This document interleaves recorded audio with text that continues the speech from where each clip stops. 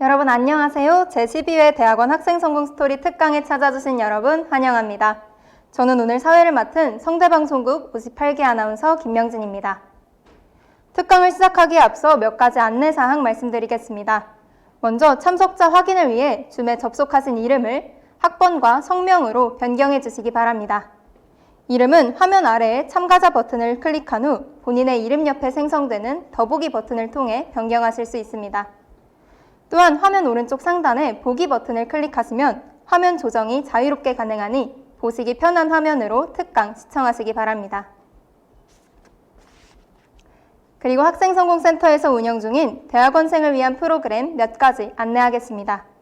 교내 다양한 정보를 한눈에 확인할 수 있는 원클릭 사이트 학생성공 게이트웨이는 학교 홈페이지 우측 상단 또는 킹고 포털 메뉴바를 통해 접속할 수 있는데요. 대학원 생활에 꼭 필요한 정보를 한눈에 확인할 수 있는 학생성공 게이트웨이, 많은 관심 부탁드립니다. 다음으로는 학생성공센터의 영상 콘텐츠를 모아볼 수 있는 학생성공센터 공식 유튜브 채널에 대해 소개하겠습니다. 학생성공센터 채널에서는 오늘 진행되는 학생성공 스토리 특강은 물론 학내 구성원의 실패 경험을 공유하는 실패한 성균인 쇼와 교수님들의 실패 스토리, 그리고 디지털 배지 수령 및 사용법, 포트폴리오 활용법과 같은 유용한 정보를 영상으로 만나보실 수 있습니다. 채널 구독하시고 알림 설정까지 해놓으시면 많은 도움이 되실 것 같습니다. 그리고 지금 화면에 나온 QR코드를 인식하시면 학생성공센터 인스타그램 계정으로 바로 접속하실 수 있습니다. 학생성공센터에서 개최되는 특강, 멘토링, 공모전 등의 정보를 누구보다 빠르고 쉽게 알 수 있는 방법으로 저는 이 채널을 팔로우하는 것을 추천드리며 이만 안내 마치도록 하겠습니다. 네, 여러분 오래 기다리셨습니다. 지금 바로 제12회 대학원 학생성공 스토리 특강을 시작하겠습니다. 특강은 연사의 발표, 사전 질문 및 실시간 질의응답 순서로 진행됩니다. 이번 특강은 MBA 졸업생의 진짜 스타트업 창업 스토리, 도전하는 근육 기르기라는 주제로 김병훈 연사님께서 강연하시겠습니다. 김병훈 연사님은 우리 대학 경영전문대학원 프로페셔널 MBA 과정을 졸업하시고 모바를 창업하셨다고 합니다. 오늘은 막연히 창업을 고민하시는 분들은 물론 창업을 구체적으로 구상하고 있는 분들에게 도움이 될 만한 정보를 모두 전달해 주신다고 합니다. 그럼 김병훈 연사님을 자리에 모시겠습니다. 카메라를 켜고 따뜻한 환영 부탁드립니다.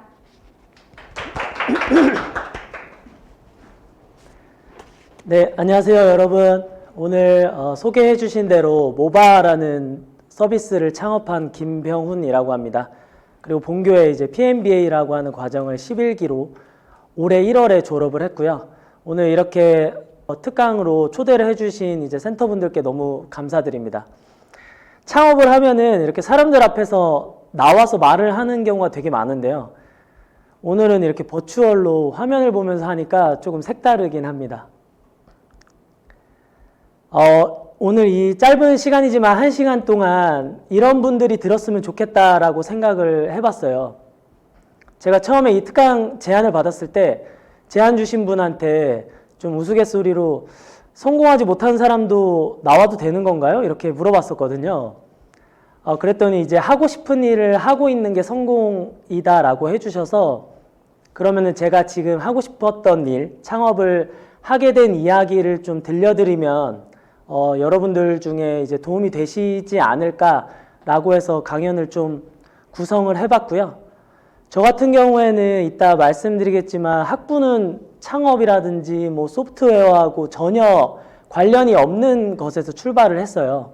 그래서 지금 하는 일이랑 저처럼 굉장히 다른 분야로 해보고 싶은 분들이 많을 텐데 이런 거를 또 어떻게 시작하면 좋을지 그런 점들을 좀 고민을 가지고 있으셨던 분들이라든지 아니면 최근에 창업에 대한 관심이 너무나도 많다 보니까 저보다 더 일찍부터 창업을 시작하신 분들이 많이 계세요.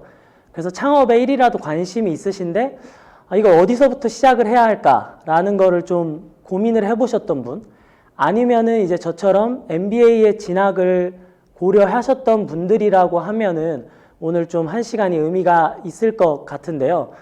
이 중에서 좀 궁금했던 거는 MBA에 관심이 있어서 들어오신 분들도 꽤 많이 있으신가요? 네, 그러면은 뒤에서 좀 천천히 설명을 드리도록 하고요. 저는 되게 과감한 결정을 하지 못하는 사람이에요. 그래서 저 스스로가 되게 평범하다고 생각을 하는데, 과감한 결정을 못했던 것들이 절대 잘못이 아니다라는 거를 오늘 강연을 통해서 좀 말씀드리고 싶고, 그러면 이제 과감한 결정을 하지는 못했지만, 저 같은 경우에는 작은 도전들을 모아서 창업을 할 수 있었는데, 이 도전들을 어떻게 시작해야 할지, 이런 걸 좀 얻어 가셨으면 좋겠고요. 창업도 여러 가지 방면이 있는데, 창업 101, 진짜 A부터 Z까지 어떻게 시작해야 되는지를 알아가셨으면 좋겠고요. 또 MBA에서 어떤 걸 배우고 MBA와 창업은 어떤 연관이 있는지를 알아가셨으면 좋겠습니다. 결국에는 뭐 1번부터 4번까지는 다 차치하고서라도 뭐라도 조금 새로운 거를 시작할 수 있는 용기를 저의 이야기를 통해서 얻어 가셨으면 하는 마음입니다. 저는 지금 창업을 풀타임으로 한 지는 6개월밖에 되지 않았어요. 그전에는 프로덕트 매니저라는 직무를 했었는데, 저는 이제 전기차 앱을 만드는 프로덕트 관리자로서 전기차 서비스를 출시하는 일을 했었습니다. 그전에는 데이터 분석가를 통해서 데이터를 분석해서 앱을 사용하는, 여러분이 사용하는 다양한 서비스에 어떻게 하면은 사용자들을 많이 불러올 수 있을까, 이런 일을 했었고요. 그 전에는 마케팅 매니저로 커리어를 시작을 했습니다. 그 전에는 정말 다른 법과 관련된 일들만 했었는데요. 제가 자기소개 장표를 만들면서 제가 이제 소개를 했었던 링크드인에 들어가 보니까 이렇게 제 커리어는 두 토막으로 나눠서 말씀을 드릴 수 있더라고요. 왼쪽에 보이시는 곳은 IT 분야에서의 커리어고, 오른쪽은 법과 관련된 분야인데, 아무래도 20대 초반부터 중반, 거의 후반까지도 저는 법률과 관련된 일만 했었습니다. 사법시험을 되게 오래 공부하면서 다른 분야에 대해서는 전혀 생각을 못 했었는데, 그러다 보니까 이렇게 동떨어진 두 가지 분야를 제가 어떻게 건너가게 됐는지를 설명드리려고 하고요. 지금은 제가 프로덕트 매니저로 일을 하면서 불편함을 해결하려고 창업을 하게 됐습니다. 그래서 PM들을 위한 심플한 프로젝트 관리 툴인 이제 모바라는 서비스를 런칭을 하게 됐고요. moba.works라고 쳐보시면 저희 사이트에 대한 설명을 보실 수 있습니다. 먼저 첫 번째 주제로는 도전하는 근육 기르기라는 제가 타이틀을 해봤어요. 근육이라는 단어의 정의가, 인체를 구성하는 근육은 상처를 내고 회복하는 과정에서 단백질이 합성해서 크기를 키우는 것이라고 하더라고요. 우리가 몸을 만들려고 할 때도 하루아침에 되는 게 아니라 하루하루 운동을 통해서 뭐 1년, 짧게는 6개월의 과정을 통해서 좋은 몸을 가지게 되잖아요. 제가 이제 서두에서 말씀드렸다시피 도전도 근육이랑 되게 비슷하다는 생각을 했어요. 작은 도전들이 좀 모여서 내가 해보지 못했던 큰 도전을 할 수 있고, 또 그런 큰 도전들이 모여서 전혀 다른 길을 갈 수 있는 용기를 준다고 생각을 했었어서, 근육을 보면서 이게 도전도 우리가 몸을 만든 듯이 하나하나 해가면 좋겠다라는 생각을 하게 됐고요. 저 같은 경우에는 그렇게 비유해서 생각했던 이유가, 제가 처음 창업을 하기로 했을 때 이후에 처음 창업을 하기까지 총 6년이라는 시간이 걸렸어요. 날짜로 따지면 2190일이라는 정말 오랜 세월이 걸렸는데, 당연히 저보다 더 훌륭한 창업가분들은 정말 하루아침에 어떤 내가 하고 싶었던 일을 과감하게 하시는 분들도 계시지만, 저는 정말 평범한 사람이라고 생각을 했고, 저와 같은 분들이 되게 많다고 생각을 했어요.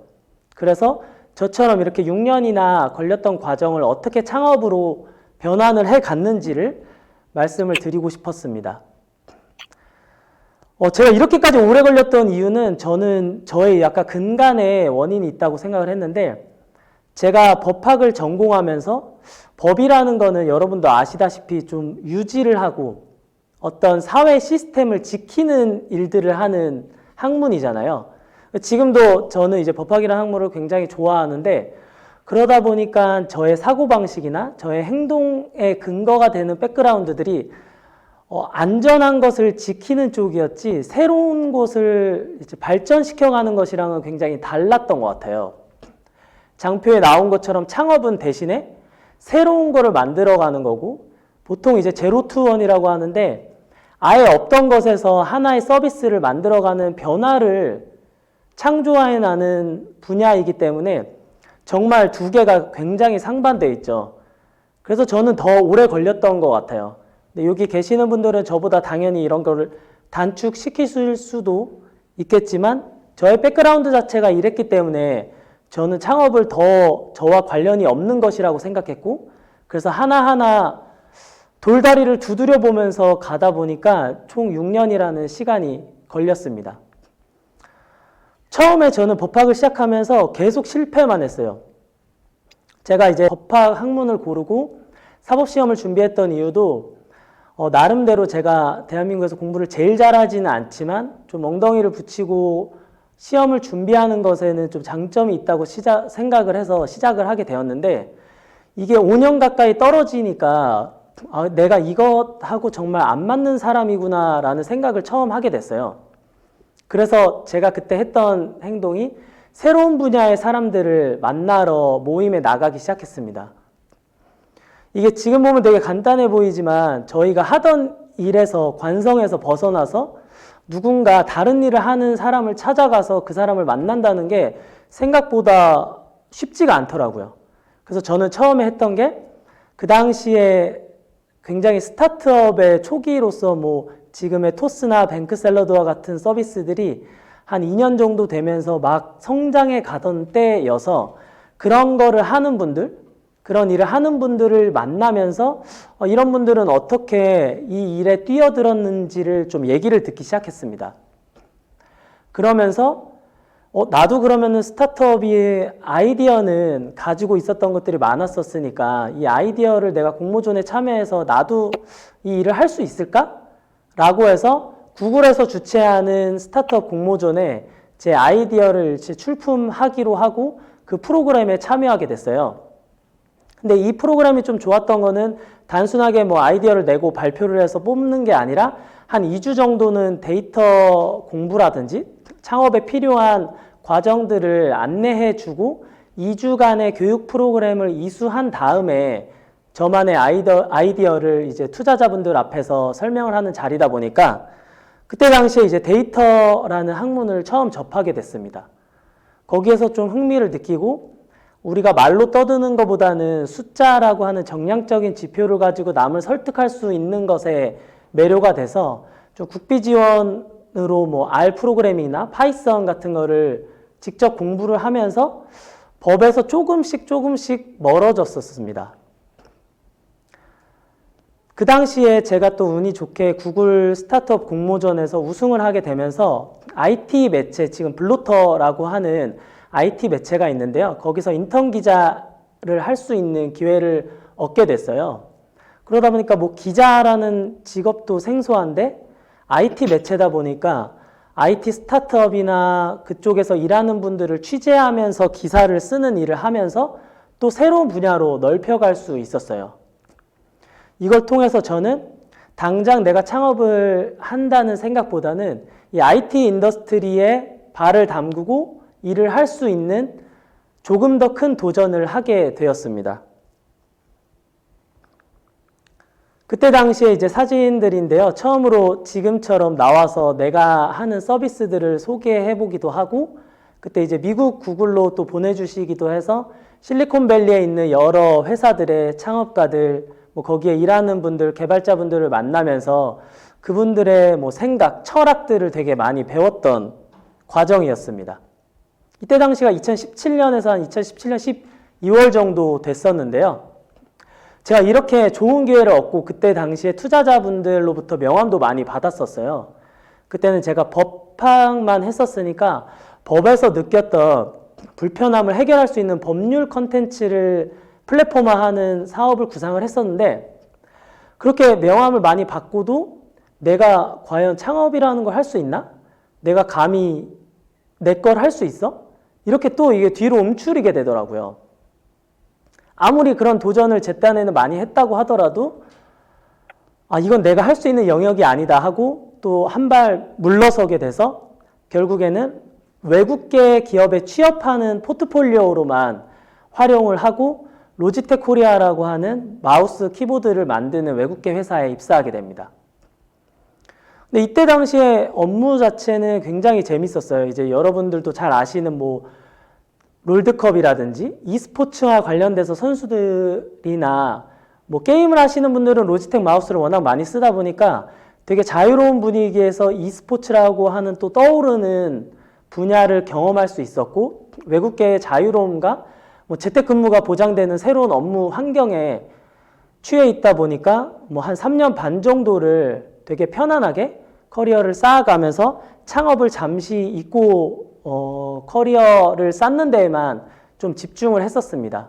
근데 그러다 보니까 로지텍은 또 코로나가 심해지면서 풀 재택 근무를 했었거든요. 시간이 많이 남아요. 로지텍 또 글로벌에서도 회사를 잘 운영하다 보니까 제가 뭔가를 더 안 하더라도 매출은 계속 잘 일어나고 그러다 보니까 뭐 한 3, 4시면 일을 마치게 되더라고요. 그럼 이 시간이 또 내가 어떻게 활용할 수 있을까라고 고민을 해보니까 저는 이제 법 공부만 하고 마케팅도 처음 접해서 일을 하면서 처음 배우다 보니까 비즈니스 백그라운드 뭐 마케팅 학문을 좀 배우면 어떨까. 내가 파이낸스나 이런 분야에 있어서도 워낙 약하다 보니까 그때 처음으로 MBA를 생각을 하게 됐습니다. MBA를 통해서 제가 비즈니스에 대한 좀 식견을 넓히면 내가 궁극적으로 하려고 했던 창업에도 도움이 되겠구나 라고 해서 MBA를 처음으로 알아보게 됐고요. MBA를 다니면서 이제 더 이상 내가 여기서 창업을 하지 않는다면 너무 영영 못하게 될 것 같다. 이런 후회가 들어서 여기서도 또 바로 결정을 못합니다. 제가 창업을 그때 당시 바로 퇴사를 하고 하려는 게 아니라 그럼 내가 창업을 하기 전에 창업을 이미 한 회사들로 좀 규모가 작은 스타트업으로 넘어가서 이 사람들은 어떻게 제품을 만들고 작은 비즈니스를 확장을 시키느냐 이거를 배우려고 또 스타트업으로 오게 됐어요. 스타트업에 오게 돼서 마케터로 이직을 하게 되니까 여기서도 똑같이 마케팅 일만 하게 되더라고요. 근데 마케팅 일만 하면 제품을 홍보하고 사람들에게 알리는 업무를 주로 하게 되다 보니까 제가 원래 배우고자 했었던 제품을 어떻게 만드는지, 뭐 제품 기획을 어떻게 하게 되고 이런 것들에 대해서 전혀 알지를 못해서 뭐 프로덕트와 관련된 팀 프로젝트를 할 사람 이렇게 모집을 했을 때 제가 손을 들고 거기에 있는 대로 참여를 하기 시작합니다. 근데 스타트업이 굉장히 바쁘다 보니까 이런 기회가 주어졌을 때 사실 손을 드는 사람이 잘 없어요. 내일이 이미 바쁜데 스타트업에 가기 싫어하는 이유 중에도 뭔가 R&R이 없다라는 요인이 되게 크기 때문에 근데 여기서 하나의 손만 들으면 기회가 많이 주어져서 저는 제가 하고자 하는 방향이 창업이라고 하는 북극성을 찍고 달려나가다 보니까 좀 귀찮아 보이는 일들도 적극적으로 손을 들어서 프로젝트에 참여하게 됐습니다. 근데 그렇게 되다 보니까 직무를 전환하게 되는 기회가 저한테 주어지더라고요. 생각보다 직무를 전환한다는 게 기회가 많이 주어지지가 않는데 프로덕트 팀에 참여해서 프로젝트를 이끄는 저만의 포트폴리오를 또 쌓다 보니까 프로덕트 매니저로서 이직을 할 수 있는 기회가 생기고 그래서 아까 말씀드렸다시피 창업 직전에 가장 최근 커리어로 프로덕트 매니저로서 전기차 서비스를 직접 런칭해보는 경험을 쌓을 수가 있었습니다. 또 이 과정에서 제일 중요했던 게 저와 지금 함께할 창업자를 만나고 저희 팀에 저와 같은 비전으로 목표를 실현할 팀원 2분을 같이 퇴사를 할 수가 있었어요. 근데 이제 창업 뒤에서 말씀드리겠지만 이 팀원을 구하는 것 자체가 굉장히 힘든 과정이었기 때문에 저는 창업을 하기 위해서 직무를 전환하면서 팀원들도 만날 수 있는 기회를 이러한 일련의 과정에서 얻을 수가 있었습니다. 그래서 결국에는 제가 첫 챕터에서는 IT 분야에 도전할 수 있는 큰 근육을 길렀다면 여기에서는 스타트업에 도전할 수 있는 근육을 길렀고 이 큰 2가지의 근육을 바탕으로 지금의 창업을 할 수 있는 저의 용기를 얻을 수 있었습니다.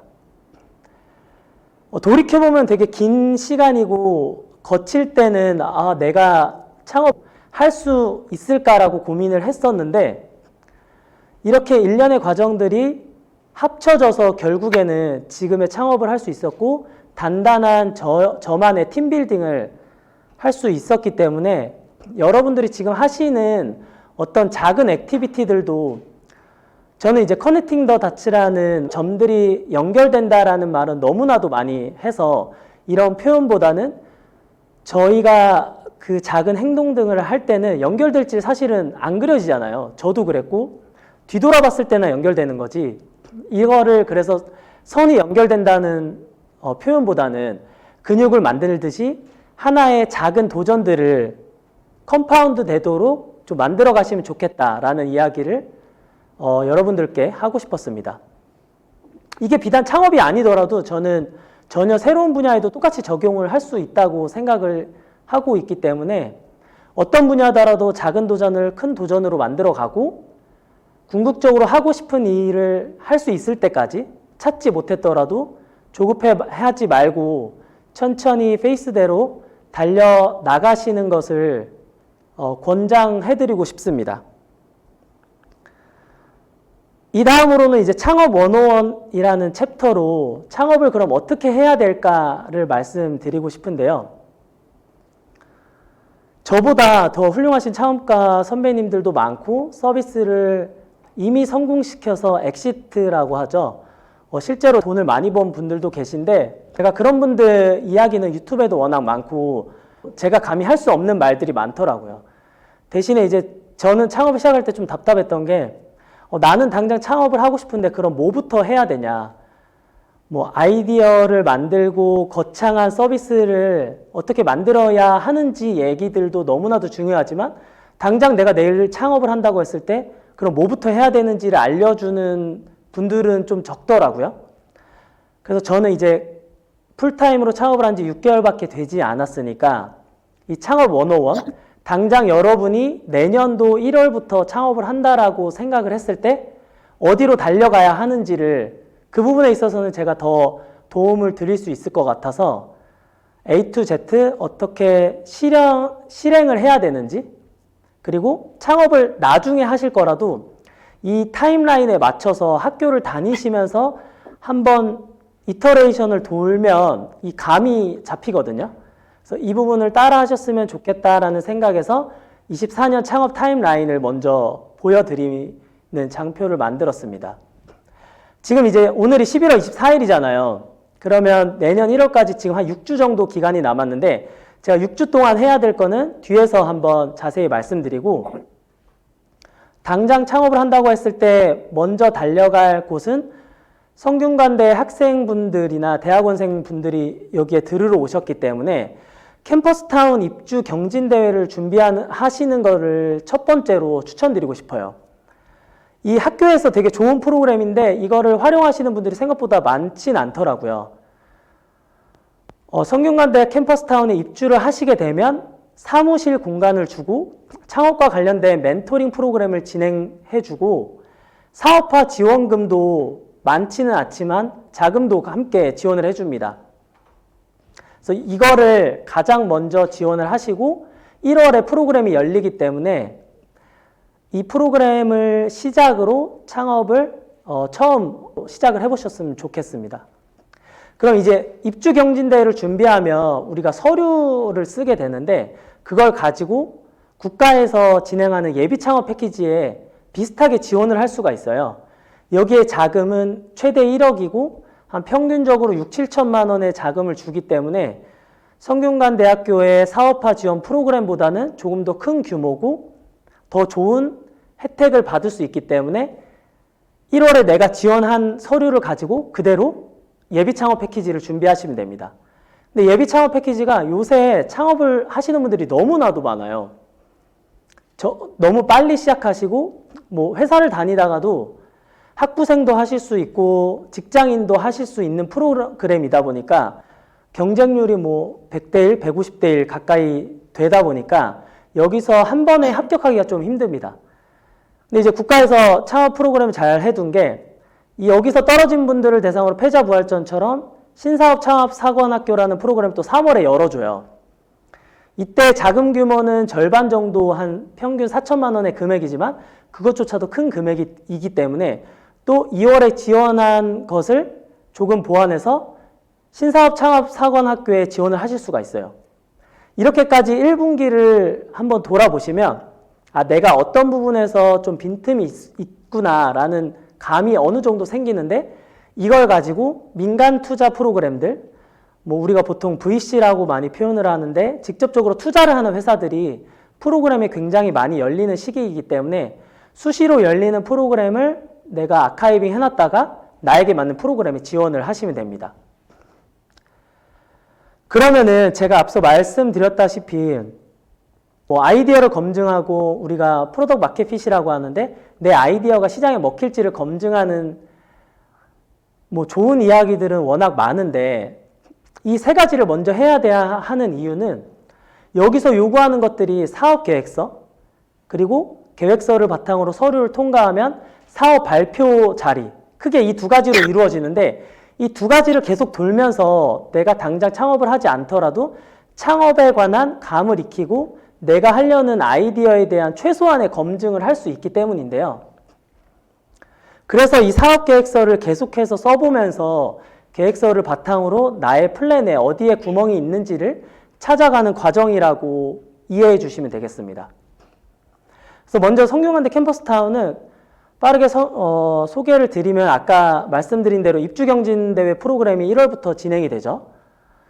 근데 여기서 거의 한 50개 가까운 팀을 뽑기 때문에 제가 아까 말씀드렸던 대로 지금부터 한 60일 동안 좀 준비를 하면 저는 좀 선정 가능성이 높다고 생각이 돼요. 그리고 이 뽑힌 분들을 대상으로 사업화 지원 프로그램을 진행을 하는데 이 기간 동안 저 같은 경우에는 올해는 한 1,000만 원 정도의 지원금을 받았고요.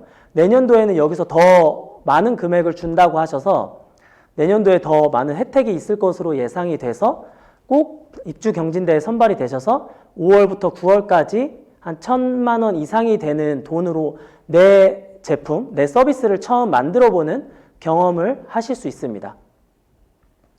근데 이 프로그램의 장점은 이렇게 돈만 주는 게 아니라 인큐베이팅 프로그램이라고 해서 입주기업 대상 프로그램 그 기업들을 대상으로 여러 가지 멘토링 프로그램을 함께 운영해 주세요. 그럼 창업을 처음 했을 때 내가 세웠던 프로그램 계획서가 어디가 잘못됐는지는 이제 기존에 창업했던 분들한테 설명을 들으면 제가 보완을 할 수가 있잖아요. 그렇기 때문에 우리가 비즈니스 모델을 고도화한다든지 아니면은 사업 발표를 할 때 피칭하는 이런 발표 연습도 시켜주는 멘토링도 해주시고요. 저 같은 경우에는 투자를 받을 때 어떤 투자회사에 가서 어떤 프로그램이 나와 잘 맞을까 이런 부분도 멘토링을 5개월 이상 쭉 해주시기 때문에 이 프로그램이 굉장히 좋습니다. 그래서 내가 사무실을 얻고 돈을 단순히 받는 게 아니라 내가 실제로 성장할 수 있는 창업가가 돼야 하는데 거기에 있는 지원 프로그램들이 되게 다양하게 있기 때문에 이 인큐베이팅 프로그램이 되게 성균관대 캠퍼스타운의 큰 장점이라고 생각이 돼요. 그리고 저는 실무적으로도 제가 지난달에 이제 법인을 세웠는데 법인을 세울 때 필요한 세무사님이나 뭐 회계사님, 변호사님도 다 매칭을 해주고 이건 다 무상으로 프로그램을 지원을 해주기 때문에 우리가 가장 가까이 있는 프로그램부터 활용해 보시기를 적극적으로 추천드립니다. 그럼 이 프로그램 다음에 해야 할 예비 창업 패키지는 보통 이제 3월 달 중순부터 프로그램이 열리게 되는데요. 예비 창업 패키지는 주관사가 굉장히 많습니다. 지역별로도 있고 뭐 서울, 경기, 지방 곳곳에 각각의 주관사가 프로그램을 여는 것이기 때문에 각각의 주관기관에 내가 맞을 것 같은 주관사에 직접 신청을 하시면 되고요. 지원을 한 다음에 선정이 되면 한 7천만 원 정도의 사업화 자금을 가지고 11월까지 이 기금을 모두 사용을 해야 합니다. 그래서 이렇게 올해 예비 창업 패키지를 만약에 훌륭하게 이수를 하신다면 그 다음에는 또 초기 창업 패키지라고 하는 단계로 넘어갈 수가 있고요. 그렇기 때문에 성균관대학교 입주 당시에 썼던 사업 계획서를 가지고 나에게 맞는 주관사를 찾아서 예비 창업 패키지에 지원해보는 타임라인을 그려볼 수 있겠죠. 근데 저 같은 경우에는 예비 창업 패키지 경쟁률이 너무 높아서 떨어졌어요. 그래서 내가 당장 뭐 개발자분을 채용을 해서 서비스를 만들어 봐야 하는데 어떡하지, 내 돈을 써야 하나? 라고 할 때 이 신사업 창업사관학교라는 프로그램을 보게 돼서 여기에 합격을 해서 5월 달부터 약 한 3천만 원 정도의 평균 사업화 지원금을 주시는 걸 바탕으로 저의 서비스를 처음으로 만들어 볼 수 있었습니다. 그래서 예비 창업 패키지에 떨어졌다고 해서 바로 좌절하지 마시고 바로 뜨는 이 신사업 창업사관학교에 지원을 하셔서 내가 이전에 떨어졌던 것을 보완해서 신사업 창업사관학교의 사업화 자금을 획득하시기를 바라겠습니다. 그 다음 추천드리는 프로그램은 이제 신용보증기금이나 기술보증기금이라고 하는 창업가들을 지원하는 프로그램들이 뜨는데요. 이 각각의 기관에서 상하반기에 2번씩 프로그램을 모집을 합니다. 이런 식으로 뭐 우리가 신창사까지 했더라도 다른 기관에서 주관하는 프로그램들이 굉장히 많기 때문에 제가 그 대표적인 예시로 신보와 기보의 프로그램을 가져왔고 계속해서 프로그램이 뜨는 거를 서칭하시고 아카이빙 해두셔야 합니다. 그 다음은 이제 민간 투자 프로그램인데요. 이 부분들은 아까 전에 제가 설명드렸던 VC라고 하는 벤처 캐피탈에서 주관하는 프로그램들입니다. 여기에 민간 투자 우리가 바로 받을 수 있어? 라고 지레 겁먹을 게 아니라 예비 창업자 및 창업을 한 지 3년 이내의 창업가들을 대상으로 모집을 하는 프로그램이기 때문에 뭐 패스트 벤처스, 프라이머, 블루포인트 이렇게 큰 기관에서 하는 이런 프로그램들을 또 우리가 굉장히 주목을 해야 합니다. 여기에 보시면은 이 프라이머는 뭐 22기라고 해서 되게 오래된 프로그램이지만 이제 막 4기, 5기 되는 창업자를 지원하는 프로그램들이기 때문에 우리가 이전까지 정부 지원 사업을 준비하면서 얻은 노하우를 바탕으로 민간 프로그램에 지원해 보시는 것을 그 다음 스텝으로 저는 추천하고 있는데요.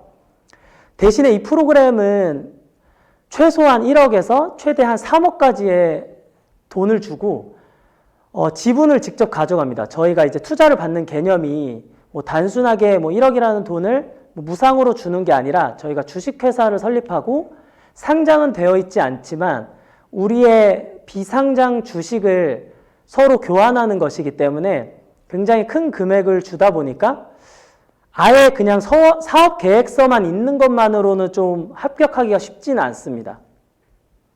그래서 이렇게 민간 투자 프로그램으로 갈 때는 어느 정도의 팀을 최소한 꾸려놨거나 내가 개발을 이제 좀 시작할 수 있다. 아니면 더 나아가서는 매출이라도 우리가 조만간 발생을 할 것 같다. 이런 디테일한 플랜들이 조금 더 준비가 됐을 때 가는 것을 추천드리고요. 대신에 사업계획서가 되게 탄탄하게 준비가 되어 있다면 그걸 가지고도 1차 합격은 할 수가 있기 때문에 저는 준비가 될 때까지 기다리시는 것보다는 이전에 정부 지원 사업까지 했던 결과물들을 가지고 한번 도전해 보시는 것을 추천드리는데 그 이유가 이제 3번에 적어놓은 투자자의 관점을 이해하는 데 도움이 되기 때문입니다. 이 투자자들은 저희가 또 서비스를 만드는 사람이랑은 다르게 본인들이 투자를 하고 결국에는 돈을 버는 것을 목표로 해서 각각의 투자자들의 관점이 창업가들의 관점이랑 되게 달라요. 저희는 어떻게 보면 좋은 목적을 가지고 목표를 가지고 좋은 서비스를 만드는 게 어떤 꿈이라고 한다면 결국에 이분들은 돈을 벌어야 하기 때문에 내가 이 사업에 1억을 투자해서 최대 얼마를 벌 수 있을지를 이 로직에 따라서 생각을 하시다 보니까 창업을 처음 했을 때 저희와 그분들의 관점을 점점 좁혀가는 것이 중요하기 때문에 이 관점을 이해하기 위해서 도전해 보시는 것을 추천드립니다. 이 민간 투자 프로그램은 사실 호불호도 갈리고 모든 분들이 해야 하는 프로그램은 아니에요. 왜냐하면 지분을 가져가고 지분을 들이다 보면 그쪽에서 요구사항을 저희가 들어줘야 할 때도 있기 때문에 이 부분은 조금 조심스럽게 접근할 것을 추천드리고, 만약에 우리가 굳이 투자를 받지 않더라도 지금 수준에서는 창업을 할 수 있다라고 하면 굳이 투자를 직접 받지 않고도 최대한 내 서비스를 만드는 것을 좀 추천드리는 방안이기도 하고요. 여기에 관련돼서 조금 더 궁금하신 부분이 있으면 저는 좀 개인적으로 더 많은 조언이나 제가 느꼈던 부분들을 나눠드릴 수 있을 것 같습니다. 그럼 우리가 프로그램들이 이렇게 있는 건 알겠는데 어떤 것부터 해야 할까라는 생각을 하게 되잖아요. 그래서 우리가 남은 60일 동안 해야 하는 게 이 사업계획서를 다듬는 작업입니다. 사업계획서는 취준을 할 때도 나를 소개하는 것처럼 내 사업을 처음으로 소개하는 서류인데요. 제가 그래서 카카오벤처스라고 하는 우리나라에서 가장 유명한 투자사의 제일 노멀한 포맷을 한번 가져와 봤습니다. 여기에 항목들을 빠르게 제가 소개를 드리면서 어떤 사업계획서를 준비해야 하는지를 가볍게 리뷰해 보시면 좋을 것 같습니다. 먼저 1번 항목이 팀의 서비스와 프로덕트를 한 문장으로 정의해 달라는 질문인데, 여러분들이 앞으로 지원을 하실 때 대부분 보시게 될 첫 번째 항목입니다. 그만큼 내가 하려는 서비스를 한 문장으로 소개할 수 있다는 건 굉장히 어려운 일이거든요. 내가 어떤 걸 할지 누군가가 한 문장만 듣고도 알 수 있다는 게 많은 걸 함축하고 있기 때문에, 예를 들면 예시로 든 서비스도 당근마켓이죠. 당근마켓은 신뢰할 수 있는 지역 주민들과 중고 물품을 직거래로 사고 파는 중고 거래 장터를 시작으로 지역 커뮤니티를 담는 플랫폼으로 발전하는 것을 지향합니다. 그럼 저희는 이걸 보고 당근마켓에서 중고 거래를 하는 서비스인데 나중에는 지역 커뮤니티를 담는 플랫폼으로 나아가겠구나 라는 게 한 문장에 들어가기 때문에 여러분들이 하려는 서비스를 최대한 심플하게 한 문장으로 담는 연습을 계속해서 하는 것을 추천드리고, 저도 지금도 되게 어렵게 느끼는 부분입니다. 그 다음으로는 여러분들이 풀고 싶은 문제를 정의할 수 있어야 하는데요. 누구의 어떤 문제를 해결하고 싶은지를 여러분들이 가지고 있는 아이디어를 한번 생각해 보시면 좋은데요. 여기서 예로 드는 것도 심리 상담 서비스를 할 건데, 심리 상담 서비스의 접근성과 상담에 대한 수요는 증가하고 있음에도 비싼 가격, 거리 제약, 대면 상담에 대한 부담으로 필요한 사람들이 못 다가간다, 접근성이 떨어진다 라는 문제를 정의했죠. 그럼 저희는 심리 상담을 하고 싶어하는 사람들의 수요는 늘어나고 있는데 직접 대면으로 찾아가기가 어렵다라는 문제점을 캐치할 수가 있습니다. 이렇게 문제 정의를 했으면 우리가 이를 어떻게 해결할지를 제시를 해야겠죠. 그래서 솔루션이 그 다음 항목으로 나옵니다. 그럼 이 트러스트라는 회사는 우리는 심리 상담이 어려우니까 비대면으로 대면 상담의 부담을 없애주는 플랫폼을 할 거야 라는 솔루션을 제안하고 있죠. 그럼 이 플랫폼을 솔루션으로 하겠다라고 했으면, 그래서 너네는 돈을 어떻게 벌 건데? 라는 게 그 다음 질문으로 나옵니다. 그럼 우리는 거래 수수료, 심리 상담을 한 건 체결할 때마다 1%를 가져갈 거야 라든지, 아니면 여러분들 잘 아는 구독 모델, 우리 월에 2만 원의 가격을 책정할 거야 라는 비즈니스 모델을 세워야 하고, 그 다음에는 그러면은 이거 너네 말고 하는 데는 없어? 핵심 경쟁사들은 어디에 있어? 여기와 관련돼서 두세 가지 정도 포인트를 알려드려야 합니다. 근데 여기서 중요한 거는, 만약에 여러분들이 하고자 하는 아이디어가 경쟁사가 없다면 그것 자체가 되게 잘못된 접근일 수가 있어요. 그러니까 누군가가 하고 있지 않다는 것은 거기에서 돈이 나오지 않는다는 것을 뜻할 수도 있거든요. 그래서 여러분들이 서치를 잘 못했거나 안 하는 데는 다 이유가 있다. 그런 차원에서 경쟁사 조사를 되게 디테일하게 하실 것을 추천드립니다.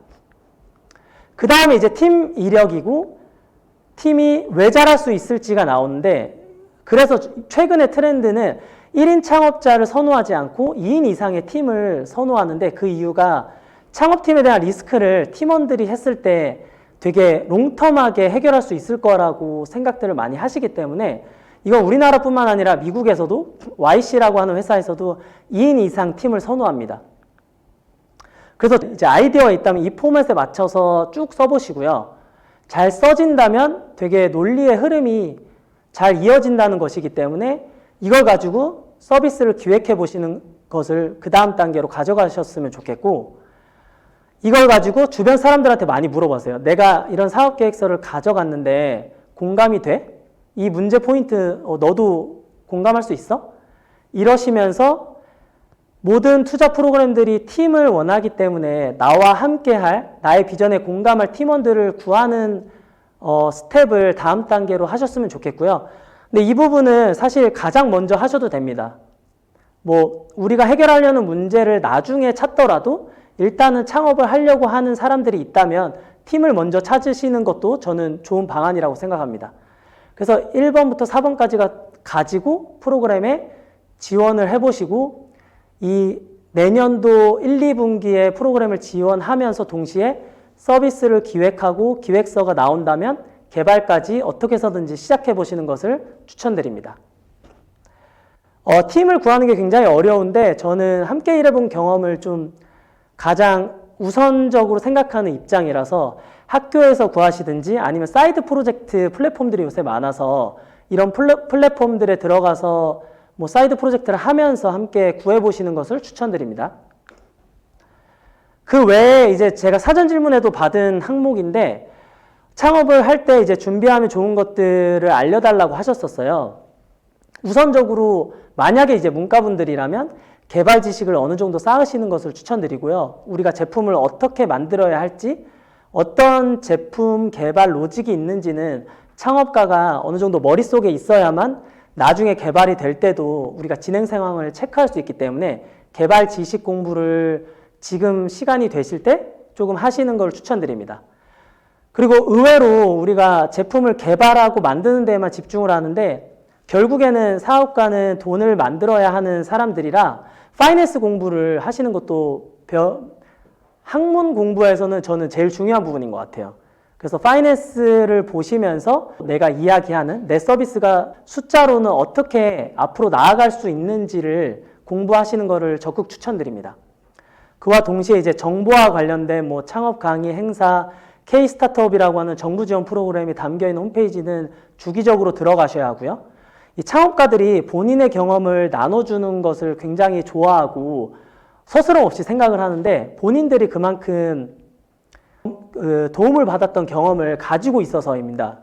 저도 그런 도움을 너무나도 많이 받아서 누군가가 콜드메일을 보내서 이런 부분은 어떻게 하면 좋을지 조언을 구할 때 저도 적극적으로 주는 편이기 때문에 저뿐만 아니라 뭐 링크드인에서 내가 만들고 싶어하는, 내가 좋아하는 서비스가 있다면 그냥 메시지를 보내시는 거를 정말 한 번쯤은 해보시라고 말씀드리고 싶어요. 그거를 거부하는 분들은 절대 없고 바쁘면 바쁘다라고 메시지라도 답장을 해주시기 때문에 두려워하지 말고 콜드메일을 보내는 거를 오늘부터라도 해보시기를 바라겠습니다. 저희가 마지막 챕터인데 시간이 제가 앞쪽에서 좀 많이 쓰기도 했고 MBA에 관해서는 간략하게 소개를 해드리도록 하겠습니다.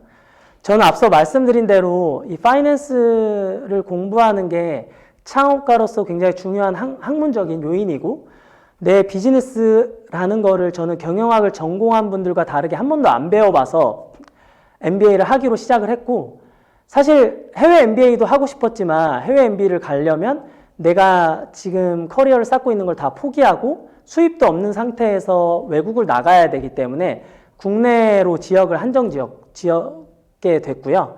대신에 거기 과정에서 우리나라에서 만약에 영어로 글로벌 프로그램이 잘 되어 있는 곳이면 좋겠다라는 기준을 가지고 MBA 학교를 찾기 시작했습니다. 그리고 풀타임으로 할 생각이 없었기 때문에 파트타임으로 하고 대부분의 사람들이 MBA를 할 때 좀 네트워킹을 찾는 분들도 많이 계시거든요. 근데 저는 네트워킹보다는 학문적으로 배워가는 부분을 좀 우선적으로 생각했기 때문에 되게 많은 학생들이 뽑히는 MBA 과정보다는 학업에 되게 밀도 있게 학문을 배울 수 있는 곳을 고르게 되었습니다. 그래서 이 기준에 따라서 성균관대학교 PMBA를 고르게 되었고요. 성균관대학교 MBA는 항상 홍보하는 것처럼 글로벌 순위에서는 국내에서 1위를 달리고 있고 이런 되게 높은 순위들이 나오는데 일단 패스하도록 하고요. 제일 큰 장점이 모든 과정이 영어로 진행된다는 점이에요. 교수님들도 글로벌 교수님들 비중이 높고 학생들도 그래서 뭐 유학을 해온 분들이나 외국인 분들도 많이 계시고 외국계 백그라운드를 가진 분들이 많이 모입니다.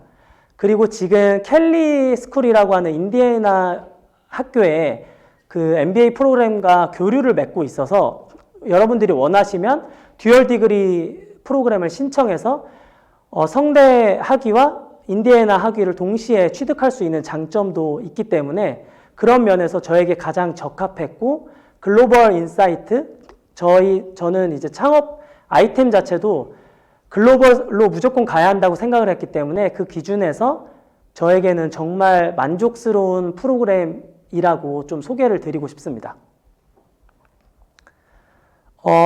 이거는 약간 세부적인 내용인데 지금 보이는 통계보다는 좀 성균관대학교는 조금 더 젊은 분들이 많으세요. 뭐 연대고대 같은 분들은 같은 학교에 있는 분들은 조금 더 연령대가 높고 성대는 아무래도 그런 언어적인 측면이 세다 보니까 되게 영한 분위기를 자랑하는 것도 저한테는 되게 좋은 포인트였습니다. 그리고 이제 듀얼 디그리 같은 경우도 직접 미국에 가시는 것뿐만 아니라 온라인으로 MS 프로그램도 있기 때문에 만약에 동시 학위 취득을 하고 글로벌 역량을 함께 쌓고 싶다고 하시면 성대 MBA를 한번 다녀보는 것도 추천은 드리는데 저 같은 경우에는 직장을 다니면서 함께 진행을 했기 때문에 이 일을 배우면서 얻었던 인사이트들을 뭐 직접적으로 학문에서 적용시켜보고 반대로 MBA에서 배운 부분들도 제 일에 적용을 할 수 있었기 때문에 저는 이제 풀타임으로 바로 MBA를 하시는 거는 조금 더 고민을 해보셨으면 좋겠고 바로 당장은 아니더라도 추후에라도 할 수 있기 때문에 더 궁금하신 부분들이 있으면 개인적으로 연락을 주셔서 제가 좋았던 포인트들을 더 나눠 드리도록 하겠습니다. 네, 감사합니다. 그리고 제 그 이메일이랑 링크드인 주소를 올려놨는데요. 아까 말씀드렸다시피 언제든지 연락을 주셨으면 좋겠고 또 저를 통해서 다른 여러분들이 원하는 네트워킹도 얻어가실 수 있으니까 꼭 한번 연락 주셨으면 좋겠습니다. 감사합니다. 네. 유익한 강의 들려주신 김병훈 연사님 감사합니다. 그럼 지금부터 Q&A 시간 가져볼 텐데요. 강연을 들으시면서 궁금했던 점이나 구체적으로 이야기를 더 듣고 싶은 부분이 있다면 채팅창에 질문 남겨주시기 바랍니다. 그럼 질문 들어오는 동안 사전 질문 먼저 답변 들어보도록 하겠습니다. 네, 첫 번째 질문 드리겠습니다. 막학기 학부생인데 최종 목표는 창업이시라고 합니다. 경영 외에 다른 전공 대학원 재학 중에 창업이 가능할지 아니면 현실적으로 병행이 어려울지 질문 나왔습니다. 저도 MBA를 다니면서 창업 준비를 계속했었고요. 제가 풀타임 창업한 지는 6개월이 됐다고 했지만 그 전에 회사를 다니면서 대학원을 다니면서 사실 1년 정도 더 준비 기간이 있었습니다. 그래서 서비스를 기획하고 개발도 그 과정들과 동시에 병행해서 했기 때문에 첫 번째로는 대학원을 다니면서 창업을 하는 것은 충분히 가능한 부분이고 저는 경영대학원이 아니어도 가능하다고 생각을 하는데 제가 최근에 만난 창업가 분들도 당연히 이제 경영과 관련된 백그라운드를 가지신 분들보다는 정말 다양한 백그라운드를 가지신 분들이 많고 그런 학문을 배우시면서 거기서 얻는 인사이트들이 되게 많으시더라고요. 그런 부분은 직접 공부를 하지 않으면 얻을 수 없는 페인 포인트들이 있기 때문에 뭐 전공과는 전혀 무관하다고 생각을 합니다. 네, 두 번째 질문입니다. 창업 아이템을 선정하고 검증하고 이를 실제 창업으로 연결짓는 과정을 이제 프로젝트 매니징에서 아이템을 가져오셨다고 하는데 좀 더 자세히 얘기를 들어볼 수 있으면 좋겠습니다. 일단은 가장 좋은 방법은 아이템 자체는 저희 주변에서 찾는 거가 제일 쉽죠. 저 같은 경우에도 제가 PM을 일하면서 느꼈던 문제점들을 해결하고 싶었고 사실 이 아이템은 되게 많이 바뀌거든요. 저도 이 아이템을 선정하기 전에 한 4가지 정도의 아이템을 피버팅, 이제 바꿔가면서 현재 아이템을 실제로 비즈니스화 했는데 그 전에 아이템들도 주변에서 찾으려고 노력을 했었어요. 예를 들면은 저와 주변 지인들의 뭐 한 달간 지출 내역을 분석해 보면서 우리 주변에 있는 사람들이 돈을 어디에 많이 쓸까 요새는 그런 부분도 보기도 했고요. 아니면 약간 탑다운 방식으로 최근에 투자를 많이 받는 회사들이 어디에 있고, 아, 요새 투자 씬에서는 이런 인더스트리를 좋아하는구나 라는 거를 파보기도 했었어요. 요새 플랫폼이 잘 되어 있어서 혁신의 숲이라는 사이트를 가시면 가장 최근에 투자를 받은 곳부터 뭐 10억 단위로 투자 금액별로 필터를 걸어서 보실 수가 있거든요. 그걸 보시면서 아, 요새는 사람들이 이런 아이템을 창업을 하는구나, 이런 쪽에서도 아이디어를 얻으실 수 있습니다. 그래서 선정을 하신 다음에 검증하는 과정은 제가 아까 간략하게 말씀드렸지만, 이게 추상적이라고 한다면 사업계획서를 먼저 쓰시는 게 가장 좋은 방법이에요. 이게 서류로 생각보다 내가 가진 아이템이 1번부터 10번까지 쭉 써지지 않거든요. 그래서 내가 가진 아이템이 만약에 쭉 써졌다면 그것 자체만으로도 아, 플로우가 어느 정도 되고 누군가 봤을 때 말이 된다라는 거를 반증하는 것이기 때문에 서류를 쓰고 주변에 되게 많이 물어보는 걸 추천드립니다. 우리가 실제로 이 페인 포인트가 있고, 그럼 이걸 너가 돈을 주고라도 쓸 수 있을 것 같은지를 알아보시면 실제 창업으로 했을 때 이 부분은 누가 돈을 낸다고 했다, 비용 지불 의사가 굉장히 높았다 라는 기준을 가지고 아이템을 선정을 하실 수 있기 때문에 이 과정에 맞춰서 창업을 준비하시는 것을 추천드립니다. 네, 세 번째 들어온 질문은 창업을 시도하면서 수많은 과정을 거치게 될 텐데 이 과정을 위해 어떤 것을 미리 준비하면 좋을지 질문이 들어왔었습니다. 타임라인으로 설명도 해주셨지만 좀 더 자세히 설명해 주실 수 있을까요? 약간 뭔가 프로그레스보다는 미리 준비하면 좋을 거를 지금 시간이 좀 있다고 제가 이해하고 답변을 드리면 저는 무조건 개발 공부를 하라고 말씀드리고 싶어요. 저도 그래서 퇴사하고 처음 한 일이 부트캠프를 들어가서 한 3달 동안 프론트엔드 개발을 배웠었거든요. 근데 이걸 알고 창업을 하는 거랑 모르고 하는 거랑 굉장히 차이가 큽니다. 그럼 이제 팀원들을 당연히 믿지만 우리가 서비스를 개발하는 과정에서 그 코드라는 걸 모르면 결과물만 보고 판단을 할 수 있기 때문에 적어도 개발 지식이 있으면 창업자가 스스로 타임라인을 짤 때도, 개발 프로세스를 짤 때도 도움이 되기 때문에 이 부분을 꼭 하라고 말씀을 드리고 싶고, 지금 AI 기술이 발전되고 챗 GPT가 나오면서 코드도 챗 GPT를 통해서 리뷰를 받을 수도 있거든요. 그러니까 개발이 지금 점점 더 되게 쉬워지고 있어요. 그래서 지식이 없더라고 하더라도 지금 조금만 배워두시면 향후에는 개발을 자동화하고 대체화하는 기술이 더 저희의 생각보다 빠르게 나오고 있기 때문에 저는 만약에 여러 가지 뭔가 방법이 있다면 그 중에서 개발 공부를 1순위로 좀 추천드리고 싶기는 합니다. 네, 창업 준비를 위해 미리 준비하실 걸 개발 지식으로 얘기를 해주셨는데 일단 채팅으로 들어온 질문도 좀 유사한 부분이 네네. 있어서 먼저 질문을 드려볼게요. 그러면 창업을 시작한다면 제일 먼저 해야 하는 것이 개발 지식이라고 생각을 하시는 건가요? 창업가로서 개인적으로 공부는 개발 지식을 하시면 좋고, 그 다음으로 제일 먼저 해야 될 거는 팀원을 구하는 거를 두 번째로 말씀드리고 싶은데요. 창업을 하는 이유가 각기 다를 텐데 내가 가진 창업의 이유를 비슷하게 가지고 있는, 비슷한 가치관을 가지고 있는 팀원을 구하는 게 되게 너무나도 중요합니다. 왜냐하면 아까 말씀드렸다시피 아이템은 저도 사실 지금 아이템이 또 바뀔 수도 있거든요. 시장에서 먹히지 않는다면 이 아이템을 바꿔서 계속해서 창업을 도전해야 하기 때문에 우리가 생각보다 아이템은 중요하지가 않아요. 그래서 투자자분들도 최초로 어떤 창업가를 만났을 때 이 사람이 계속해서 이걸 할 거라고 생각을 하지가 않아요. 그럼 제일 중요한 게 내가 아이템은 바뀌더라도 내가 가지고 있는 꿈, 내가 해결하고 싶은 문제를 누군가와 얼라인할 수 있다면, 공유할 수 있다면 당장 힘들더라도 계속해서 헤쳐나갈 수가 있거든요. 그렇기 때문에 나와 비슷한 창업, 저는 개인적으로 창업 유대감이라는 표현을 쓰는데 창업 유대감을 가진 친구나 팀원을 구하는 일을 약간 루틴하게 계속해서 하실 것을 추천드리고 있습니다. 네. 그러면 사전 질문 네 번째입니다. 일상 중에 이제 대표님 일상 중에 반드시 지키는 루틴이 있으실까요? 이 부분을 받고 고민을 해봤는데 저는 무조건 스케줄링에 이제 타임 블락킹이라고 하는데요. 어떤 일정이 생기면 캘린더에 다 집어넣는 루틴이 한 가지가 있습니다.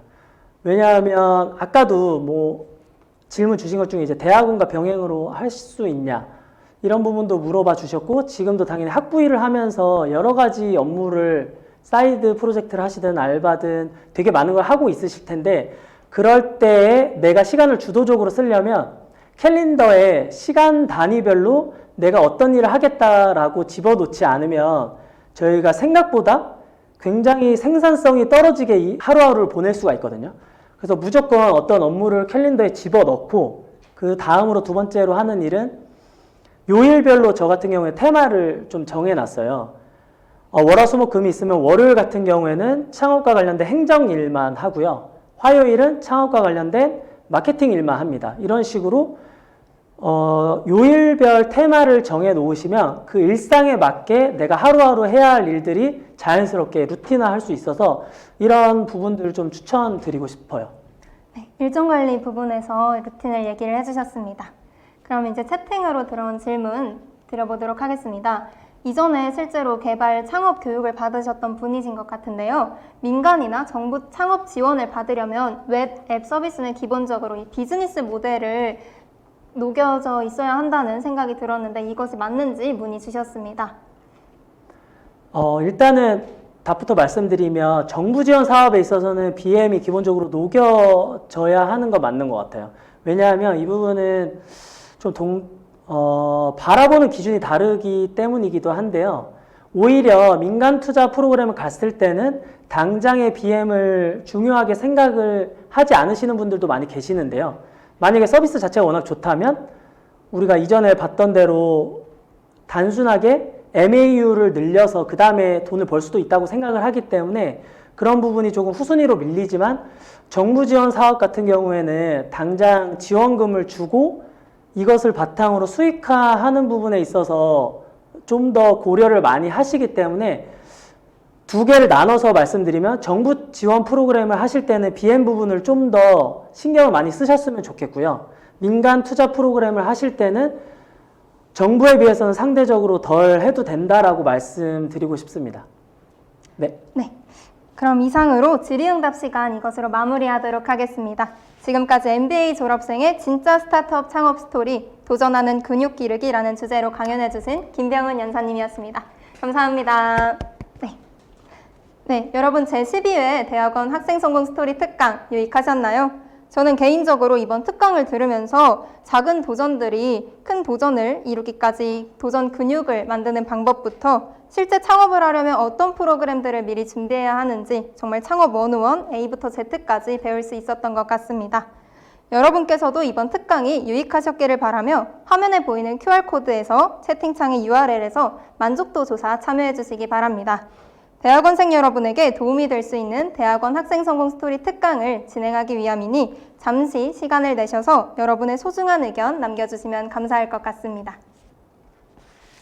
네, 그럼 마지막으로 특강을 기념하기 위한 기념 촬영 시간 가지도록 하겠습니다. 모두 카메라 켜주실 수 있으실까요? 네, 연사님 모시겠습니다. 사진 촬영하겠습니다. 하나, 둘, 셋. 네, 모두 감사합니다. 오늘 이곳에서 함께 나누었던 이야기가 여러분에게 정말 유익했으면 좋겠고 여러분의 성공적인 대학원 생활을 진심으로 응원하겠습니다. 혹시 아직 만족도 조사를 하지 못하신 분들은 QR코드와 채팅창 URL 확인해 주시기 바라고요. 오늘 특강은 학생성공센터 유튜브 채널에서도 다시 만나보실 수 있으니 확인 부탁드립니다. 그럼 지금까지 제12회 대학원 학생성공 스토리 특강이었습니다. 감사합니다.